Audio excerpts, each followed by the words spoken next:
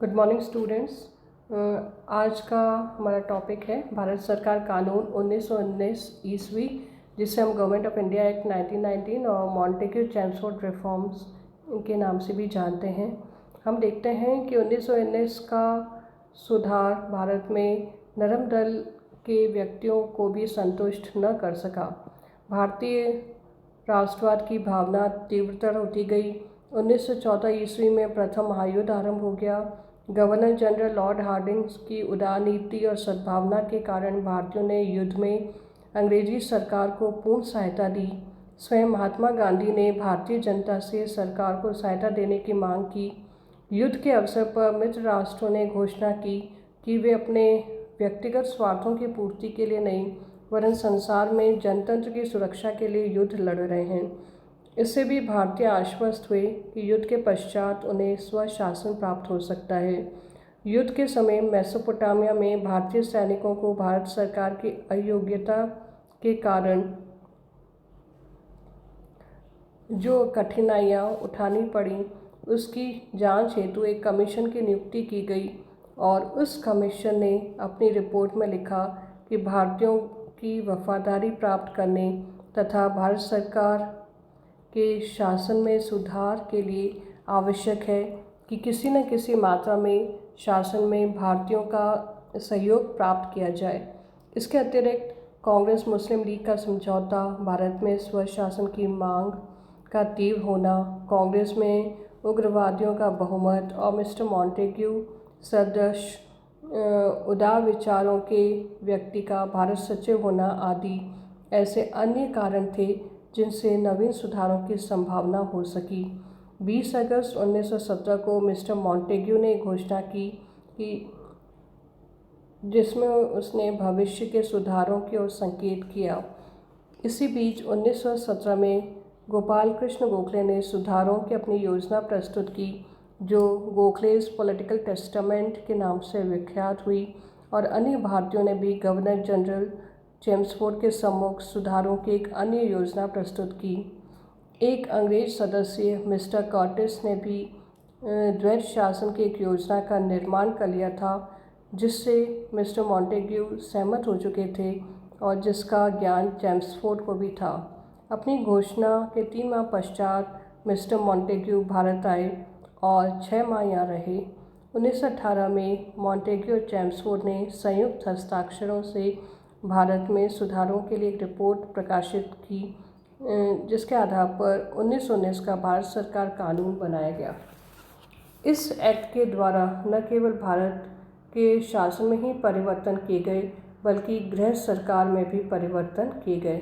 इसकी मुख्य शर्तें थीं: पहला, भारत सचिव की भारत परिषद के सदस्यों की संख्या 8 से 12 तक निश्चित कर दी गई।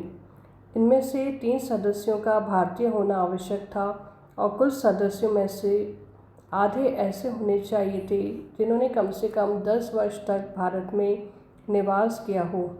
इन सदस्यों की अवधि 5 वर्ष निश्चित की गई। दूसरा, भारत सचिव का वेतन भारत की बजाय ब्रिटेन के राजकोष में दिया जाने लगा। तीसरा, भारत संबंधी कुछ कार्यों जैसे व्यापार ब्रिटेन में भारतीयों की शिक्षा के लिए एक नवीन अधिकारी, भारतीय हाई कमिश्नर की नियुक्ति की गई। चौथी विशेषता थी, भारत सचिव के अधिकारों में कुछ कमी की गई। प्रांत के हस्तांतरित विषयों के बारे में उससे कम हस्तक्षेप की आशा की जाती थी और जिन विषयों में गवर्नर जनरल और भारतीय व्यवस्थापिका सभा एकमत हो, उसमें भी उसे हस्तक्षेप करने का अधिकार न रहा। ये परिवर्तन गृह सरकार में किए गए। भारत के शासन में भी कुछ परिवर्तन किए गए, जैसे केंद्रीय व्यवस्थापिका सभा को 2 भागों में विभाजित कर दिया गया। भारतीय विधानसभा में कुल 144 सदस्य रखे गए। इनमें 103 सदस्य निर्वाचित और शेष 41 सदस्य गवर्नर जनरल द्वारा मनोनीत किए गए।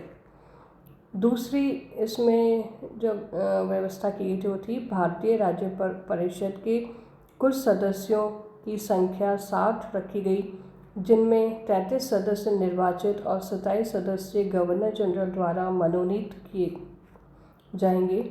दोनों सदनों को समान अधिकार दिए गए। दोनों सदन स्वयं अपने अध्यक्ष चुनते थे।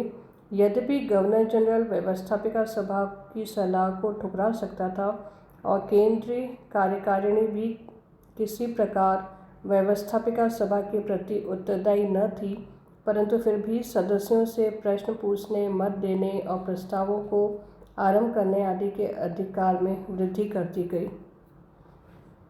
छठी विशेषता थी गवर्नर जनरल की कार्यकारिणी के सदस्यों की संख्या 8 निश्चित की गई, जिसमें से कम 2 का भारतीय होना आवश्यक था। 7वीं विशेषता प्रांतीय व्यवस्थापिका सभा के सदस्यों की संख्या में भी वृद्धि की गई। इनमें से 70% सदस्य निर्वाचित और 30% सदस्य गवर्नर द्वारा मनोनीत किए जाने थे। इनके अधिकारों में भी कुछ वृद्धि की गई, यद्यपि गवर्नर को इनकी सलाह को ठुकराने और अध्यादेश जारी करने का अधिकार दिया गया। 8वीं विशेषता थी गवर्नरों को प्रांतों में किस प्रकार शासन करना था और नवीन व्यवस्था का किस प्रकार व्यवहारिक प्रयोग करना था। इसके लिए उन्हें कुछ आदेश, जिन्हें इंस्ट्रूमेंट ऑफ इंस्ट्रक्शन कहा जाता है, दिए गए। 9वीं विशेषता थी 1919 के एक्ट के अंतर्गत प्रांतों को में द्वैध शासन की स्थापना की गई। इसके लिए केंद्रीय और प्रांतीय विषयों को पृथक किया गया था।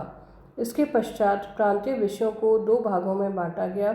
सुरक्षित विषय जैसे अर्थव्यवस्था, शांति व्यवस्था, पुलिस आदि, और हस्तांतरित विषय जैसे स्थानीय स्वशासन, शिक्षा आदि।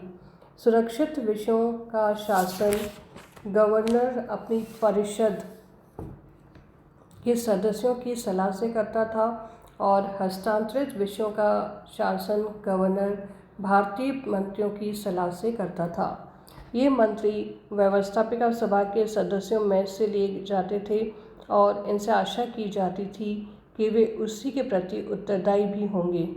यद्यपि कानूनी तौर पर उनकी नियुक्ति और पदच्युति का अधिकार गवर्नर का था। इस व्यवस्था से गवर्नर की कार्यकारिणी भी 2 भागों में बंट गई। पहली गवर्नर और उसकी परिषद तथा दूसरी गवर्नर और भारतीय मंत्री। इससे प्रांतीय शासन के 2 भाग हो गए।